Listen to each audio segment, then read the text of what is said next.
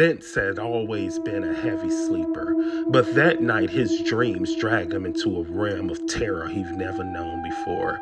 He found himself in a dimly lit room. The walls were cold concrete, and the air smelled damp and metallic. A chorus of small, desperate voices echoed around him, calling his name. Vince, help us! Vince, help us! Vince, help us, please! The sound came from children, dozens of them. Their faces was obscured in the shadows, but their tiny hands reached out to him from all directions. Some tugged at his shirt, others clawed at his arms, and all of them pleaded, their voices a symphony of despair. Please, Vince, don't leave us. Don't leave us, Vince. He stumbled backwards, his heart pounding in his chest. He wanted to help them, but he couldn't move. His feet felt rooted to the ground. Then all at once, the room went silent. The children disappeared into the shadows, leaving Vince alone in a suffocating darkness. Vince woke up with a jolt, his sheets damp with sweat, his chest heavy as he tried to catch his breath. It was just a dream, he told himself, just a bad dream. He checked his phone, 5:47 a.m. He had an hour before he needed to head to work. Taking off the nightmare, Vince got ready for the day. By the time he was on the expressway, coffee in hand, the dream was starting to feel like a distant memory. The morning traffic was light and the rhythm hum of his tires on the road began to calm him. But then something caught his eye. A U-Haul truck a few cars ahead.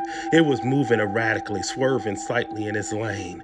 Vince frowned, thinking it was just another careless driver, but as he got closer, he noticed something odd. The bottom of the truck's rear door was slightly ajar, and a small hand slipped out. Vince's stomach dropped. He blinked, thinking he must be seeing things, but no, the hand was still there, waving frantically. Then another appeared, followed by the faint sound of muffled cries. His heart pounded as the nightmare came rushing back. This wasn't a dream. This was real. Without hesitation, Vince grabbed his phone and dialed 911. He tried to keep his voice steady as he explained the situation. There's a U-Haul truck on I-90 heading east. The back is partly open and I saw. He hesitated, the words catching in his throat. I saw kids, their hands are sticking out and I think they're trapped inside. Sir, can you stay behind the vehicle at a safe distance? The dispatcher asked. We're sending officers to your location now. Vince kept his distance but stayed close enough to keep the truck in sight. His mind raced. Who were these kids? How did they end up in there? He couldn't stop picturing the frightened hands clawing at the small opening, the desperate cries from his dreams. Minutes later, flashing lights appeared in his rearview mirror. A pair of squad cars sped past him, their sirens wailing. Vince watched as the police surrounded the U-Haul, forcing it to the shoulder.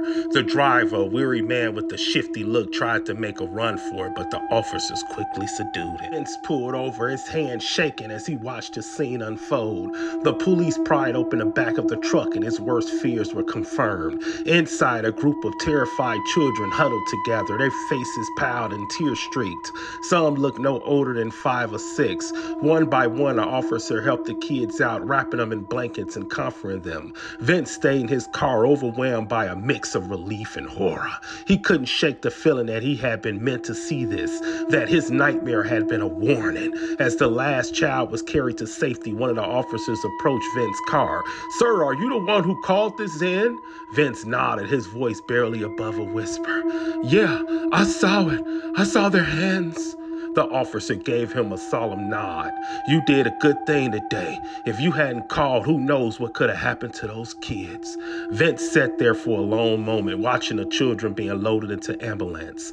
The nightmare might have scared him, but it had also prepared him. It was as if those kids had been calling out to him, not just in his dreams, but from the truck itself. That night, Vince lay in a bed staring at the ceiling. The hunting voices from his dreams still echoed in his mind. But this time they didn't feel like a plea. They felt like a thank you. And that night haunts him. And it will haunt him for the rest of his days.